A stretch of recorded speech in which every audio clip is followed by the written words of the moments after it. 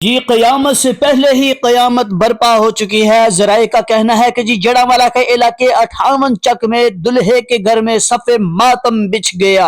السلام علیکم ورحمۃ اللہ وبرکاتہ۔ جی ناظرین، آج ہم بات کریں گے ضلع فیصل آباد کے شہر جڑاوالا کے قریب 58 چک کے اندر آیا ایک افسوسناک واقعہ پیش آیا ہے، جس کی انشاءاللہ آج ہم آپ کو اطلاع دینے والے ہیں۔ پلیز اگر آپ ہمارے چینل پر نئے ہیں تو سبسکرائب کیجئے، لائک کیجئے، بیل آئیکن کا بٹن ضرور پریس کیجئے گا تاکہ ہماری ہر آنے والی ویڈیو آپ تک بآسانی سے پہنچ سکے۔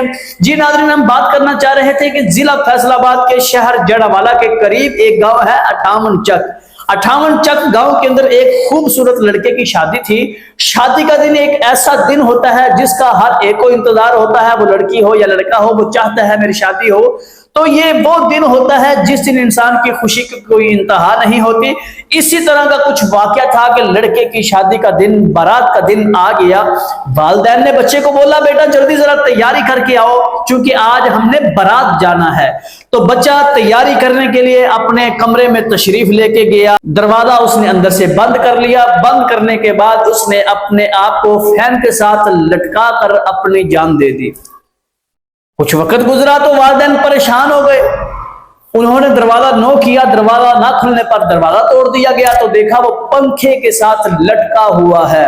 کچھ ساتھیوں کی مدد سے اس کو نیچے اتارا گیا۔ ذرائع کا کہنا ہے کہ یہ لڑکا اس جگہ شادی کرنے کے لیے تیار نہیں تھا، زبردستی والدین اس کی شادی یہاں کرنا چاہ رہے تھے۔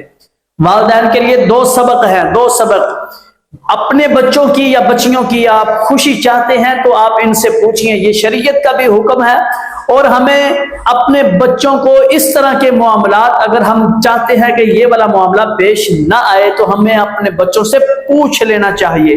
جی اب پتا چلا ہے کہ یہ بچہ چاہ رہا تھا میری یہاں پر شادی نہ کی جائے، تو لیکن والدین زبردستی شادی کر رہے تھے، اس وجہ سے لڑکے نے اپنی جان دے دی۔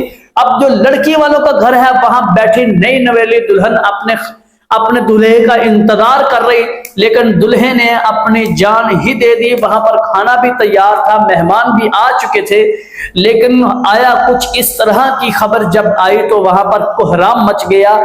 بارات والے دن، شادی والے دن، شادی والے گھر کے اندر دلہے کی ہی موت ہو گئی، صف ماتم بچھ گیا، پورا گاؤں ابھر آیا اور سب نے توبہ توبہ کی۔ تو بھائیوں، ہم سب کو ہر کام کرنے سے پہلے ضرور سوچنا چاہیے۔ یہ تھی ہماری منی خبر۔ اگر آپ کو پسند آئی ہے تو پلیز اس کو لائک کیجئے اور دوسروں تک شیئر ضرور کیجئے گا۔